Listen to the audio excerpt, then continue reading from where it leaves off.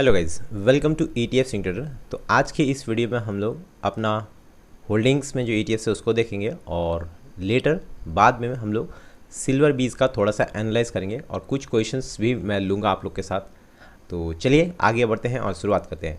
तो अपने जीरोधा के होल्डिंग्स में आज के दिन हम लोग को 1030 रुपीज़ का लॉस हुआ है।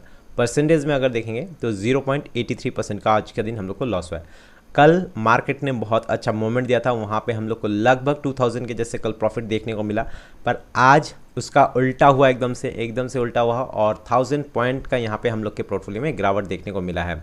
तो लगभग आधा जो प्रॉफिट है एक दिन में ही निकल गया। तो चलिए देखते हैं कि कौन कौन से ऐसे ETFs हैं हमारे पोर्टफोलियो में जो अभी के समय हम लोग को 3% से ज़्यादा का प्रॉफिट दे रहे हैं और कौन कौन से ऐसे ETFs हैं जो अभी हम लोग को 3% से ज़्यादा के लॉसेस दे रहे हैं। तो यहाँ पे मैं क्लिक कर लूँगा। सबसे पहला ETF मो वैल्यू, इसमें आज सुबह के समय हम लोग को 6.75% तक का प्रॉफिट देखने को मिल रहा था, पर उस समय मैंने प्रॉफिट बुक नहीं किया क्योंकि अपने स्ट्रेटजी के हिसाब से, अपने रूल के हिसाब से मैं हमेशा 2 बजे के बाद बाय या सेल करता हूँ। हाँ, अगर यहाँ पे मुझे 7% मिल जाता तो सुबह ही मैं बुक कर लेता, पर 6.74 यानी कि 1% से कम मिल रहा था। 1-2% एक्स्ट्रा मिलता है तो मैं बुक कर लेता हूँ, तो नहीं मिल रहा था तो मैंने बुक नहीं किया और शाम को ये घट के 4.12% पे आके क्लोज हुआ। कोई इशू नहीं है, आराम से वेट कर लेंगे। नेक्स्ट ETF है HDFC PSU BK। इसमें हम लोग को 3.70% का प्रॉफिट देखने को मिल रहा है और बाकी जितने भी ETFs हैं ये अभी 3% से नीचे आ चुके हैं फिर से। तो चलिए एक बार हम लोग देखते हैं कि कौन कौन से ऐसे ETFs हैं जो अभी के समय हम लोग को 3% से ज़्यादा के लॉसेस दे रहे हैं। तो यहाँ पे क्लिक कर लेंगे। सबसे पहला ETF ऑटो आई ETF, इसमें हम लोग को 8.63% का लॉस देखने को मिल रहा है। FMCG आई ETF, इसमें हम लोग को 6.81% का लॉस चल रहा है। अल्फ़ा ETF, इसमें हम लोग को 5.64% का लॉस चल रहा है। कंजम्बीज, इसमें हम लोग को 5.33% का लॉस चल रहा है। EV इंडिया, इसमें हम लोग को 5.14% का लॉस चल रहा है। निफ्टी बीज, इसमें हम लोग को 5.14% का लॉस चल रहा है। लो वॉल आई ETF, इसमें हम लोग को 4.44% का लॉस चल रहा है। ALPL 30 आई ETF, इसमें हम लोग को 4.19% का लॉस चल रहा है। CPSE ETF, इसमें हम लोग को 4.04% का लॉस चल रहा है। मोर रियलिटी, इसमें हम लोग को 3.15% का लॉस चल रहा है।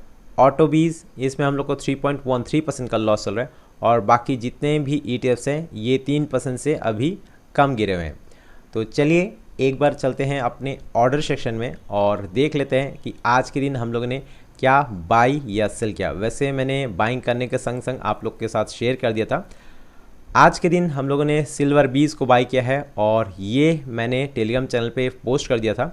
हाँ, तो सिल्वर बीज मैंने बाइंग किया था 10:20 में और आप लोग के साथ शेयर भी कर दिया था 10:20 में। जनरली मैं ETF बाई या सेल 2 बजे के बाद ही करता हूँ, पर आज मैंने जल्दी बाई कर लिया।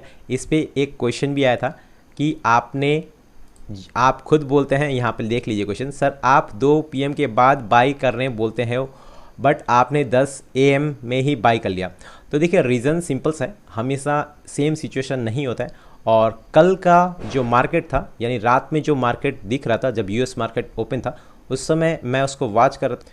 वहाँ पे सिल्वर 4% तक गिरा था, तो मैं उसी गिरावट का वेट कर रहा था अपने इंडियन मार्केट में भी। तो आज जब सुबह मार्केट खुला था सिल्वर बीज में, तो सिल्वर बीज हम लोग को 2-2.5% तक का गिरावट दिख रहा था मुझे सुबह। तो मैंने वेट किया और 3-3.5% जब इसमें करेक्शन मुझे दिखा तो मैंने वहीं पे एंट्री बना लिया। और इससे ज़्यादा फर्दर गिरावट होगा तो कोई इशू नहीं है। सिल्वर का पहला लॉट है, काफ़ी दिन बाद आया है सिल्वर अपने रेंज में। काफ़ी समय से काफ़ी भाई लोग का भी क्वेश्चन था कि सर सिल्वर और गोल्ड हम लोग के बाइंग में नहीं आ रहा है। तो चलिए मैं आप लोग को ट्रेडिंग व्यू के चार्ट में ले जाकर भी थोड़ा सा समझाता हूँ। यहाँ पे ये खुल चुका है सिल्वर बीज का चार्ट। तो मैंने यहाँ पे सिल्वर बीज क्यों बाइंग किया मैं दिखाता हूँ आपको। ये अपने टॉप से कितना गिर चुका है। तो सिल्वर बीज ने लगभग 96.50 का हाई लगाया और उसके बाद वहाँ से करेक्ट हो रखा था। आज को मिलाएंगे तो 9.47, 9.5% तक का करेक्शन इसने ले लिया है। और अगर आप देखेंगे 20 डे का मूविंग एवरेज अगर देखेंगे, यहाँ पे देख लीजिए 9.5% का करेक्शन हुआ है अपने टॉप से। तो ये एक अच्छा करेक्शन बोल सकते हैं इसको। और अगर 20 डे के मूविंग एवरेज से हम लोग चेक करेंगे तो यहाँ पे आपको लगभग कोई 4% के करीब जो करेक्शन देखने को मिलेगा, जो कि हमारे गूगल फाइनेंस सीट में दिखा रहा था। तो यहाँ पे देखेंगे तो लगभग वही 4-4.5% के करीब करीब हम लोग को गिरावट देखने को मिल रहा था। पर एक्चुअल में 4% नहीं, ये अपने टॉप से 9-10% करेक्ट है। तो यहाँ पे एक अच्छा मौका मुझे अपॉर्चुनिटी दिखा और मुझे लग रहा था कि शाम तक ये जो है मार्केट रिकवर कर सकता है। पर हमेशा जो हम लोग को लगता है वो सही नहीं होता है, काफ़ी समय हम लोग गलत हो जाते हैं। तो इसलिए आज मैंने जो है, मुझे अच्छा अपॉर्चुनिटी दिखा और बहुत दिनों बाद अपॉर्चुनिटी दिखा, इसलिए मैंने सुबह के समय ही बाय कर लिया। और ऐसा नहीं है कि मैंने बाय किया और आप लोग के साथ शेयर नहीं किया, ठीक है ना। मैंने बाय जो किया था संग संग टेलीग्राम में आप लोग के साथ शेयर भी कर दिया था। यहाँ पे देख लीजिए जो मैंने बाय किया कितने बजे, 10:20 पर बाय किया और 10:20 में ही आप लोग के साथ शेयर कर दिया था, ताकि आगे आप लोग मुझे ब्लेम ना कर सके। फिर भी एक सर ने बताया कि सर क्यों किया, तो मैंने रीज़न बता दिया कि काफ़ी दिनों बाद सिल्वर जो है अपने रेंज में आया था, इसलिए मैंने सुबह ही बाइंग करना मुझे ठीक लगा। तो कोई ऐसा इशू नहीं है कि मैंने सुबह में बाइंग कर लिया, शाम को मुझे रिटर्न अच्छा मिल गया इसलिए आप ऐसे बोल रहे हैं। यहाँ पे उल्टा भी हो सकता था, मेरे बाइंग के बाद यहाँ से और भी सिल्वर बीज गिर सकता था। ऐसा नहीं कि सिल्वर बीज रिकवर करना शुरू कर दिया, कल इसमें और ज़्यादा गिरावट देखने को मिल सकता है, ठीक है। यहाँ पे सिल्वर बीज का अगर आप देखेंगे तो जो सपोर्ट है, सपोर्ट अभी 85 पे एक सपोर्ट है। उससे पहले मुझे सपोर्ट जो दिख रहा है 86 के करीब करीब और 85 के करीब करीब एक सपोर्ट दिख रहा है। तो ये सपोर्ट पहले से ड्रॉ किया हुआ, वेट करना है कि यहाँ तक आता है कि नहीं। अगर 85 तक आएगा तो मैं और एक बार इसमें बाइंग करके चलूँगा। 85 का सपोर्ट अगर टूटता है तो 200 डे का मूविंग एवरेज भी एक आ रहा है और साथ में और एक सपोर्ट है 82-83 के करीब करीब भी, ठीक है। 83 से 85 एक क्रूशियल लेवल रहेगा सिल्वर बीज के लिए। तो वेट करेंगे, देखेंगे कि आने वाले दिनों में सिल्वर बीज कैसा मोमेंट देता है। सिल्वर बीज को और एक इंडिकेटर की मदद से हम लोग देख लेंगे कि यहाँ पे मैंने बाइंग क्यों किया। तो यहाँ पे अपना फेवरेट इंडिकेटर लगा लेते हैं हम लोग, RSI, ठीक है ना। यहाँ पे RSI की मदद से भी मैं देखता हूँ। तो RSI इंडिकेटर हम लोग ने यहाँ पे लगा लिया और RSI आज आ चुका था 41.40 का। जब भी कोई ETF का RSI 40 के नीचे आता है तो मैं उस समय बाइंग प्रीफर करके चलता हूँ। और सिल्वर का काफ़ी दिनों बाद जो है 40 के करीब आया था, मैं 40 to 45 तक में भी बाइंग कर लेता हूँ। और ये RSI जब 60-70 को क्रॉस करता है तो वहाँ पे हम लोग प्रॉफिट बुकिंग प्रीफर करते हैं।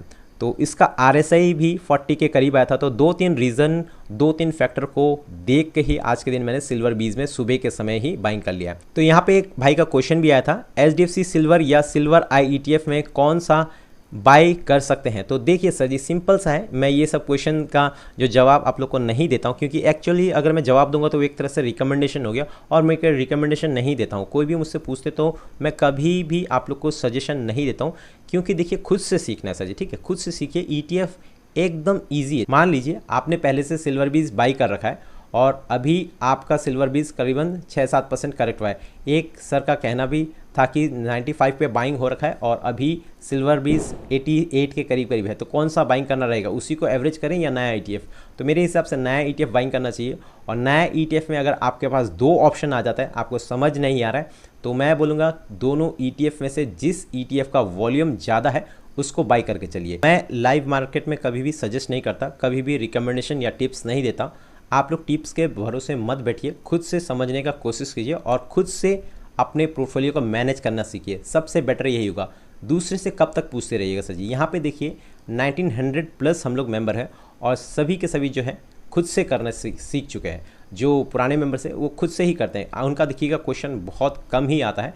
नए मेंबर्स से मैं कहूँगा कि ज़्यादा समय आप लोग को भी नहीं लगेगा, 15 दिन से 1 महीने का समय का वेट कर लीजिए, देखिएगा आपको खुद समझ में आ जाएगा। उसके बाद भी अगर आपको समझ में नहीं आता है तो आप डायरेक्ट मुझे इंस्टा पे जो मैसेज कर सकते हैं।